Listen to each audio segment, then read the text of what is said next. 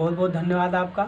आज के इस वीडियो में मैं दीपचंद आप सभी का बहुत बहुत स्वागत करता हूं और आज आपके बीच में लेकर के आए हैं, जैसा कि आप ब्लैक बोर्ड पे देख रहे हैं, काव्य सौंदर्य के तत्व। तो ध्यान दीजिएगा। सबसे पहले मैं दीपचंद आप सभी का बहुत बहुत स्वागत करता हूं और आज की इस वीडियो में आपके बीच में सेंटीमेंट्स लेकर के आए हैं, रस के बारे में आपको बताएंगे। तो ध्यान दीजिएगा। अगर आपको मेरा ये वीडियो अच्छा लग रहा है तो हमारे इस चैनल को सब्सक्राइब करें, लाइक करें और ज़्यादा से ज़्यादा शेयर करें। तो ध्यान दीजिएगा, आज आपके बीच में टॉपिक लेकर के आए हैं काव्य सौंदर्य के तत्व। देख रहे हैं, काव्य सौंदर्य के तत्व, काव्य सौंदर्य के तत्व। तो जैसा कि आप देखते हैं, काव्य माने काव्य के सौंदर्य माने सुंदरता के तत्व माने तत्व क्या होते हैं। मतलब किसी भी काव्य के सुंदरता के तत्व क्या क्या होते हैं। रस होता है, छंद होता है और अलंकार होता है।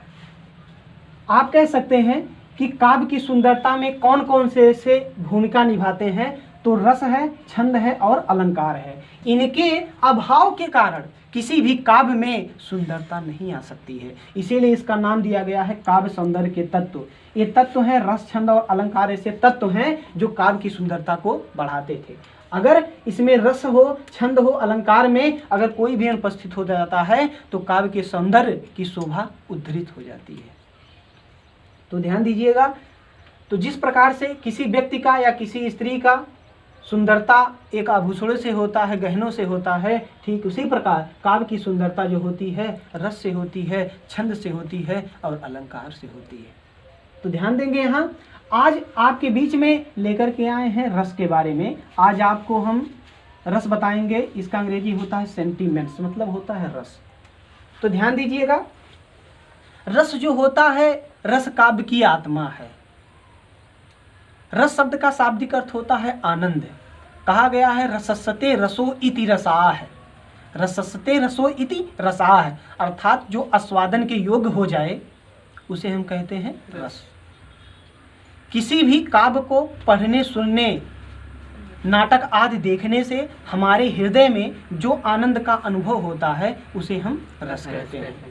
किसी काव्य को पढ़ने, सुनने, नाटक आदि देखने से हमारे हृदय में जो आनंद का अनुभव होता है उसे हम रस कहते हैं। रस शब्द का शाब्दिक अर्थ होता है आनंद। तो ध्यान दीजिएगा, आज आपके बीच में कुछ ऐसा ही आनंद लेकर के आए हैं। तो ध्यान दीजिएगा। तो जैसा कि आपको पता हुआ, रस का परिभाषा क्या होता है। किसी काव्य को पढ़ने, सुनने, नाटक आदि देखने से हमारे हृदय में जो आनंद का अनुभव होता है उसे हम रस कहते हैं। अब जानते हैं कि अगर एक मकान है तो मकान बिना नींव के नहीं स्टैंड हो सकता है। तो यहाँ रस के अंग हैं। रस जिस पे आधारित है वो अपने अंगों पे आधारित है। अगर उसके अंग ना हो तो रस निर्जीव माना जाएगा। रस क्या माना जाएगा? निर्जीव माना जाएगा। यहीं एक चीज और बताया गया है ऊपर, काव्य सौंदर्य के तत्व में रस, छंद और अलंकार। रस जो होता है, रस जो होता है वो काव्य की आत्मा है। क्या है? रस काव्य की आत्मा है। छंद जो है काव्य के अंग हैं, छंद काव्य के अंग हैं और अलंकार काव्य के आभूषण हैं। जिस प्रकार से शरीर में रस का स्थान जो होता है, जिस प्रकार से शरीर में आत्मा का स्थान होता है, अगर शरीर में आत्मा नहीं है तो व्यक्ति निर्जीव माना जाता है। ठीक उसी प्रकार अगर जिस काव्य में रस नहीं समाहित है वह काव्य निर्जीव माना जाता है। तो ध्यान दीजिएगा। तो ध्यान दीजिएगा, यहाँ आपके बीच में टॉपिक है रस के अंग। अब रस के जो अंग होते हैं, देखिए दिया है रस के निम्नलिखित 4 अंग हैं। रस के कितने अंग हैं? रस के निम्नलिखित 4 अंग हैं। रस के निम्नलिखित 4 अंग हैं। अब 4 अंग में कौन कौन है? एक है आपका विभाव, एक है अनुभाव, एक है संचारी भाव, एक है अस्थाई भाव। विभाव, अनुभाव, संचारी भाव और अस्थाई भाव। अब देखिएगा, विभाव जो होते हैं विभाव के दो भेद होते हैं, एक होता है आलंबन, एक होता है उद्दीपन। एक होता है आलंबन, एक होता है उद्दीपन। ठीक है, कहने का मतलब ये है कि आलंबन और उद्दीपन क्या होता है। आलंबन का मतलब ये होता है कि किसी व्यक्ति का संबोधन, जैसे किसी व्यक्ति का नाम लिया जाए, पुकारा जाए, तो उसमें क्या होता है, आलंबन होता है। उद्दीप्त का मतलब किसी भी चीज़ को देखकर जो भावना उद्दीप्त होती है मन में, उसे कहते हैं उद्दीपन। ठीक है, अब ये जो देखिए यहाँ आलंबन और उद्दीपन है, तो आलंबन जो होता है इसके दो भेद होते हैं, एक होता है आश्रय आलंबन और एक यहाँ होता है विषय आलंबन। क्या होता है,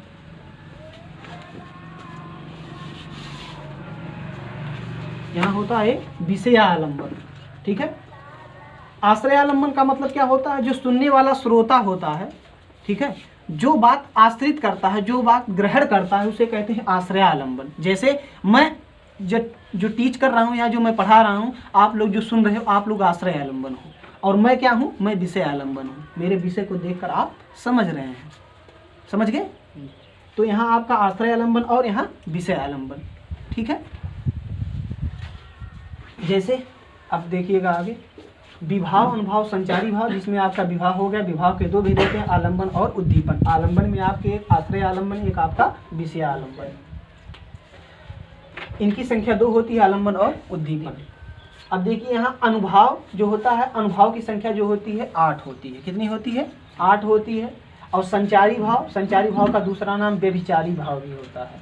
ठीक है, और अगला है आपका अस्थाई भाव। अस्थाई भाव का मतलब हमारे हृदय के अंदर, यथा नाम तथा गुण पे ले जाइए, देखिए यहाँ यथा नाम तथा गुण। अस्थाई शब्द का अर्थ होता है कि हमारे हृदय के अंदर जो भाव अस्थाई होते हैं उसे कहते हैं अस्थाई भाव। अस्थाई भाव के कारण हमारे मन में जो भाव उत्पन्न होते हैं उसे कहते हैं विभाव। आलंबन और उद्दीपन के कारण हमारे मन में जो भाव उत्पन्न होते हैं उसे कहते हैं अनुभाव।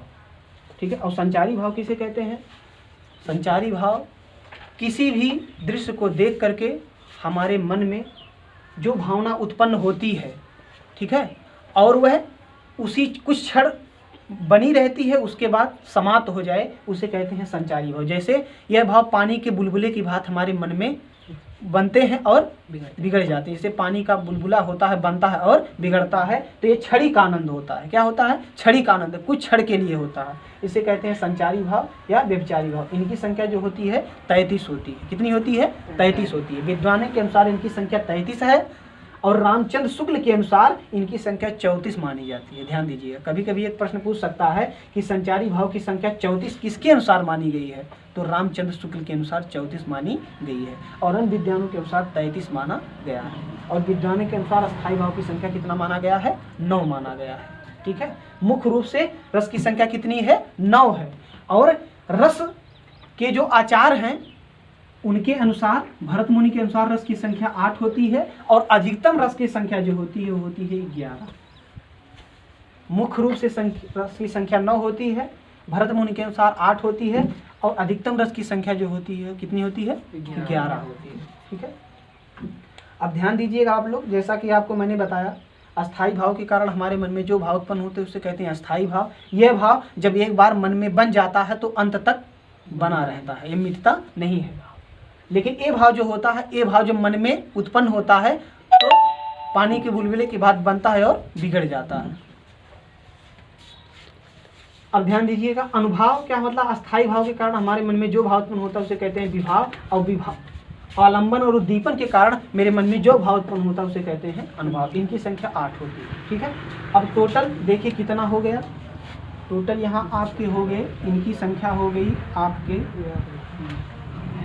संचारी भाव की संख्या 33, और इसकी संख्या मुख्य रूप से 9, और इसकी संख्या कितनी हो गई 8, और इसकी संख्या कितनी हो गई 2।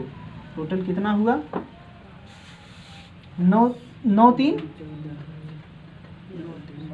12 12 8 20 2 22, 22 के 2 हाथ लगा 5, 3 2 5।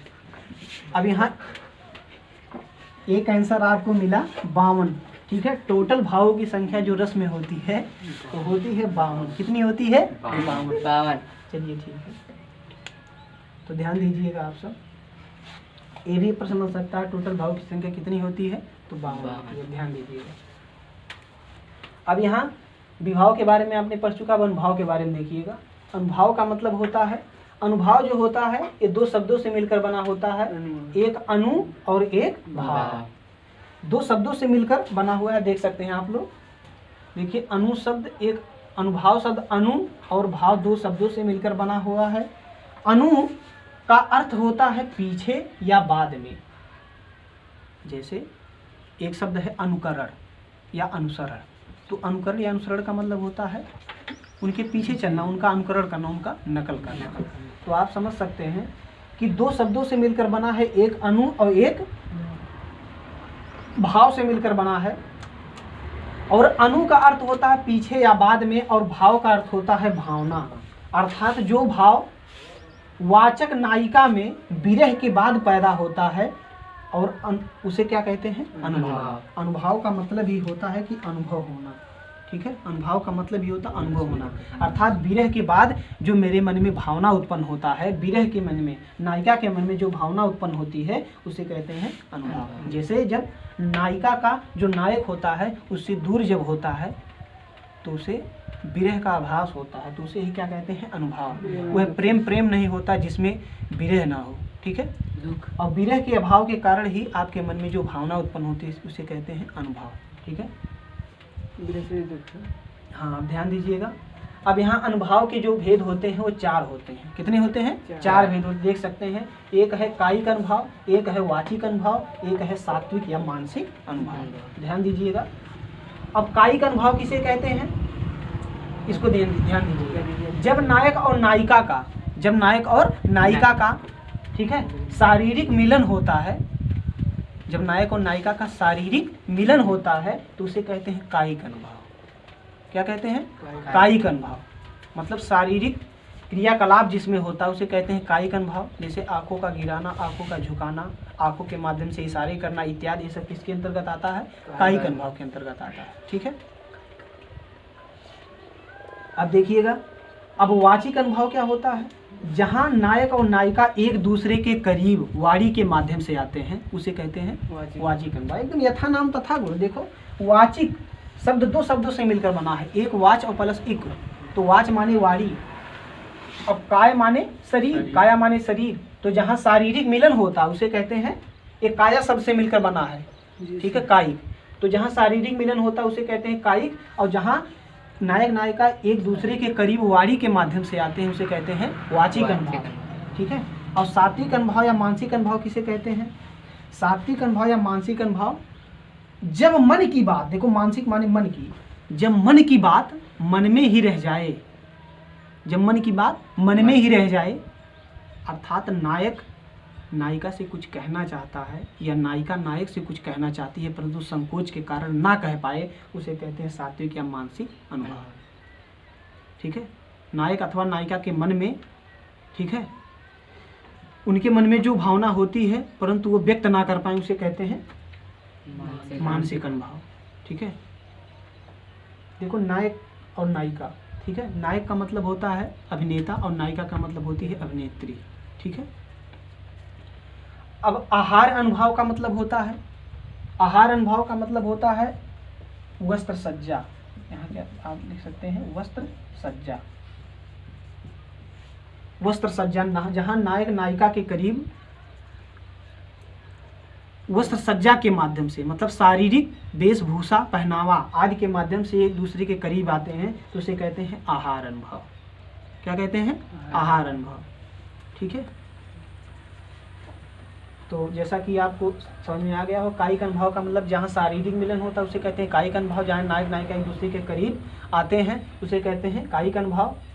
और वाचिक अनुभाव, जहाँ नायक नायिका एक दूसरे के करीब वाणी के माध्यम से आते हैं उसे कहते हैं वाचिक अनुभाव। सात्विक अनुभाव, जहाँ मन की बात मन में ही रह जाए परंतु व्यक्त ना हो उसे कहते हैं मानसिक अनुभाव। और आहार अनुभाव मतलब जहाँ वह सज्जा को देखकर नायक नायिका एक दूसरे के करीब आते हैं उसे कहते हैं वाचिक अनुभाव, उसे कहते हैं वाचिक अनुभाव, ठीक है। तो हम उम्मीद करते हैं कि आज का मेरा ये वीडियो आप लोगों को पसंद आया होगा। अगर पसंद आया हो तो प्लीज़ आपसे निवेदन है कि मेरे इस वीडियो को सब्सक्राइब करें, लाइक करें, ज़्यादा से ज़्यादा शेयर करें।